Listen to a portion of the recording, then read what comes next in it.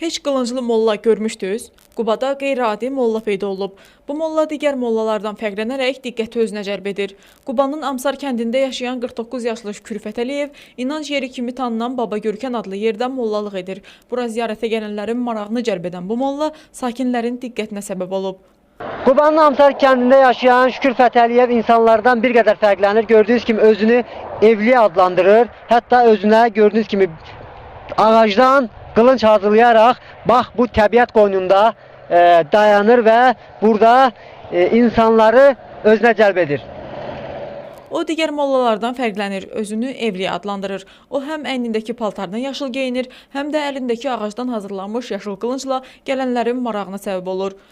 Mən Allah tərəfindən seçilmiş bir evliyayam. Bu evliyalıq mənə ayan olandan, 40 yaşımdan, Həzrət Baba Xıdır Zəndi Baba vasitəsilə mən Allahın dərgahına qalxmışım. Bunlar bir evliya olduğuna görə, mələklər mənə evliyayım. Hələ bir rəkat kimi yuxarı başqa planetlərə qalxırdıq və orada dayandılar yanımda əba əginlərində Həzrət Baba Xıdır Zəndi Baba. Dedi, mən Həzrət Babayam. O birisi də dedi, mən Xıdır Zəndi Babayam. Dedim, məni bura niyə gətirmişsin? Dedi, sənə Allah Taala evliya verir.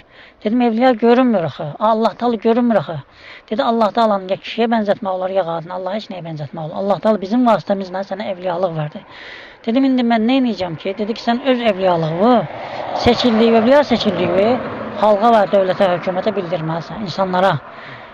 Dedim, axı, mənə eşitəcəklər, dedi, eşitəcəklər, biləcəklər. Və onların vasitəsində mən yenə endim yerə, hərəsi bir yanımda, elə bir ki, aşağı endi, uçdu. Və gələndən sonra ondan məlakələr mənə evə gətirdi. Şükür Fətəliyev bütün dövlət orqanlarına gedərək özünə vergi verildiyini bildirib. Qubanın bütün ərazilərini piyada gəzir. Hamı ona dəli deyir, bu isə onu narahat edir. Afişlər yapışdırdım ki, mən evliya seçildim. Getdim məscidlərdə, dedim, mən Allah Taala evliya seçdim, evliyalovu xalqa, hökumətə, insanlara deyiləm. Mən bu yerdən dedim, o yana deyirlər, dəldi, qulaq asma, xəstələnib, havalanıb. Təbii ki, belə də olmalıydı.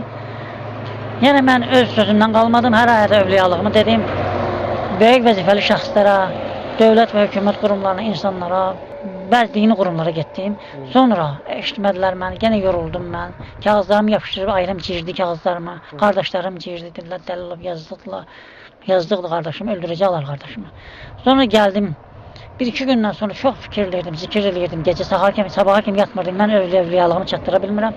Sonra mələklər vasitəsilə Məhəmməd Peyğəmbər sallallahu əleyhi və səlləm Xıdır Zəndi vasitəsilə Məhəmməd Peyğəmbər qəbrini ziyarət elədim və Məkkəyə getdim. Və buyurdu ki mənə, mələklər, səni evliyalığın üçün yaşıl geyməlisən, xalat, əba tikdir, özün də yaşıl geyin, özünü ləzvə vurma. Dedim ki,